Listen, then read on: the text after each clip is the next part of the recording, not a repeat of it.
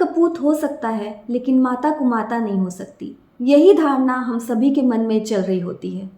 हमारा देश चाहे कितनी भी प्रगति कर ले, लेकिन अभी भी बेटी के जन्म पे शोक मनाया जाता है और बेटे के जन्म पे खुशियां मनाते हैं।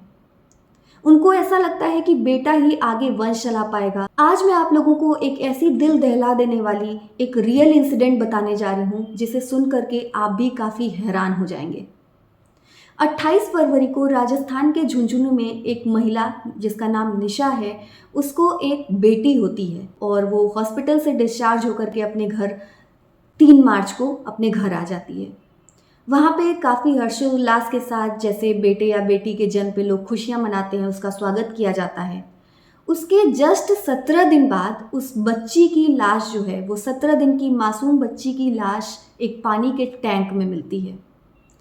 उसके माता पिता काफ़ी परेशान होते हैं कि ऐसा कैसे हो गया, रोते हैं, बिलखते हैं, पुलिस से गुहार लगाते हैं कि इसका पता लगाए कि आखिर किसने ऐसा किया। जिस दिन ये घटना हुई रहती है उस दिन बच्ची की माँ और उसकी दोनों बेटियां, जो कि एक 17 दिन की केवल थी और एक 2 साल की, यानी कि उस महिला की 2 बेटियां थी। बाकी सभी घर के सदस्य फसल की कटाई के लिए खेत में गए होते हैं। सुबह 11 बजे उस महिला की कॉल आती है फैमिली मेंबर्स के पास कि जो उसकी छोटी बेटी है 17 दिन की, वो कहीं गायब हो गई है और मिल नहीं रही है।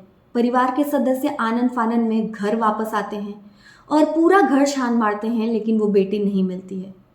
उसके बाद वो लोग पुलिस को कॉल करते हैं। जब पुलिस आती है तो अपने तरीके अपना करके घर के हर एक कोने में बच्ची को ढूंढने की कोशिश करती है और फिर जो दिल दहला देने वाला जो मंजर सामने आता है, घर का जो पानी का टैंक होता है उसको जब खोला जाता है तो उसमें उस बच्ची की लाश मिलती है। अब उसके बाद घर में पूरा मातम सा छा जाता है। घर में सभी रोना बिलखना शुरू कर देते हैं। उसके बाद माता पिता उसकी गुहार लगाते हैं कि इसमें पुलिस पता लगाए कि आखिर हुआ क्या। लोगों को यही लगता है कि घर में कोई घुस आया होगा और उस बच्ची का उसने कत्ल कर दिया होगा। शुरू में तो लोगों को ये लगता है, लेकिन बाद में पुलिस जो है वो अपने एंगल से जब छानबीन करती है और उसके फैमिली मेंबर्स को कहती है कि निशा से वो पूछें कि आखिर हुआ क्या था।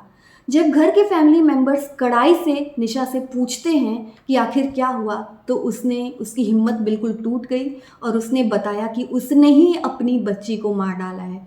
उसने ही पानी के टैंक में बच्ची को फेंक करके उसका ढक्कन बंद कर दिया था, जिससे बच्ची की मौत हो जाती है। उसने लोगों को बताया कि उसे बेटी नहीं चाहिए थी, बेटा चाहिए था। ये क्यों आ गई, ये मुझे नहीं चाहिए थी।